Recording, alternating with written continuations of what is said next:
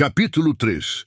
A cidadela de Mirvalen. A floresta continuava densa enquanto Avalon caminhava à frente em silêncio, carregando o filhote de tigre laranja nos braços. Ethan vinha logo atrás, ainda tentando controlar a respiração e organizar tudo o que havia acontecido desde que despertara naquele mundo impossível. O filhote reagia a cada som da mata, mas Avalon parecia atento a outra coisa. Ethan. O homem observava o garoto com frequência, como se tentasse encaixá-lo em alguma lógica que ainda não fazia sentido. Depois de um longo trecho de caminhada, Avalon finalmente explicou que Mirvalen estava próxima. A cidadela aos pés da Pedra Fria era um dos últimos lugares seguros daquela região, protegida por leis antigas e povos que mantinham a ordem da Dimensão D. Mas havia um problema maior escondido naquela floresta.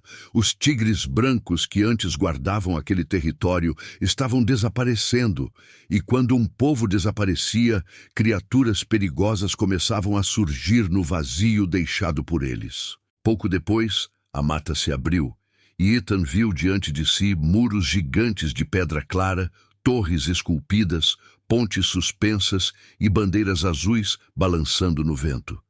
A cidadela de Mirvalen parecia viva.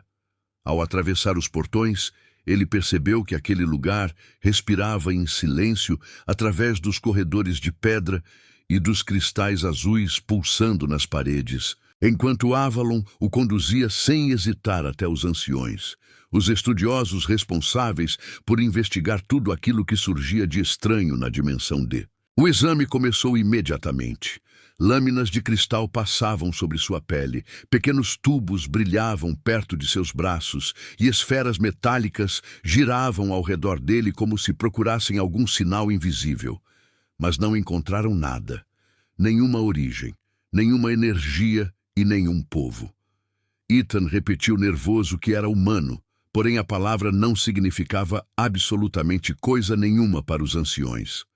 Para eles, Ethan era um vazio sem registro, um ser que simplesmente não pertencia a lugar algum. Tentando escapar daqueles olhares, Ethan reparou em um objeto sobre a mesa, um pequeno carrinho metálico de 5 rodas. Seu coração gelou, porque ele conhecia aquilo. Já havia desenhado exatamente o mesmo objeto em seu caderno, ou talvez sonhado com ele, e essa simples reação foi suficiente para congelar os anciões. O carrinho não pertencia a nenhum povo conhecido da Dimensão D. Havia sido encontrado em um lugar chamado Terra do Aparecimento, o território onde objetos e criaturas surgiam do nada, sem história e sem explicação. Avalon então olhou para Ethan de forma diferente pela primeira vez. Não era mais apenas desconfiança, mas preocupação. Se Ethan reconhecia algo vindo da Terra do Aparecimento antes mesmo de chegar ali, então sua existência não podia ser coincidência. O silêncio pesou na sala, até que Avalon respirou fundo e tomou a decisão de mantê-lo sob sua responsabilidade até descobrirem quem ou o que ele realmente era. Mesmo sob a responsabilidade de Avalon, o clima dentro de Mirvalen não ficou mais leve. Os anciões continuavam inquietos, os corredores da cidadela pareciam guardar segredos em cada pedra, e Ethan sentia o próprio corpo cada vez mais pesado, como se uma fadiga estranha crescesse por dentro dele sem explicação. Enquanto caminhavam, Avalon explicou melhor que a Terra do Aparecimento era um território instável da Dimensão D, um lugar onde as leis normais do mundo falhavam e objetos ou criaturas simplesmente surgiam sem qualquer lógica. Aquilo só tornava tudo pior. Se Ethan estava ligado àquele lugar, então ele era algo que nem mesmo Mirvalen conseguia compreender. Pouco depois, Avalon abriu uma porta marcada por símbolos antigos e conduziu o garoto a uma nova sala de conselho, onde os 3 anciões já esperavam. Dessa vez não havia curiosidade em seus olhos, apenas decisão.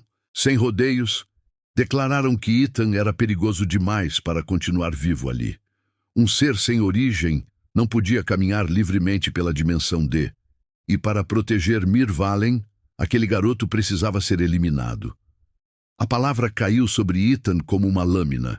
As pernas tremeram, o ar desapareceu e a fadiga escureceu sua visão. Mas antes que qualquer ordem fosse dada, Avalon avançou como uma muralha e deixou claro que ninguém tocaria nele. Sua voz havia mudado completamente.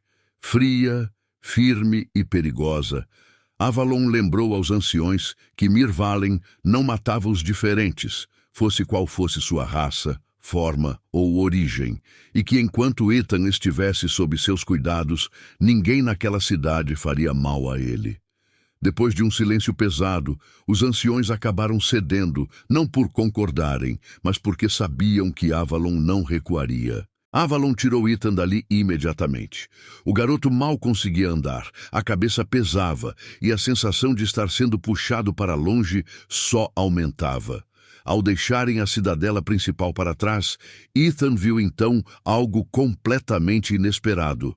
No topo de colinas cobertas de flores e musgo, erguia-se um castelo gigantesco, vivo, com janelas abertas para a luz, torres suaves e uma atmosfera muito mais acolhedora do que ameaçadora. Ao redor dele, criaturas meio animais seguiam suas rotinas normalmente, mas quando viram Avalon chegando, todos se curvaram e o chamaram de Lorde. Foi nesse instante que Ethan entendeu que Avalon não era apenas um guerreiro misterioso da floresta, mas alguém de enorme importância naquele mundo. Mesmo desconfortável com a reverência, Avalon segurou Ethan antes que ele caísse e mandou que continuasse firme, porque ainda havia muito para ver e muito para descobrir. Sem perceber, Ethan atravessou as portas daquele castelo vivo, entrando no lugar que mudaria para sempre o destino dele e da própria dimensão D.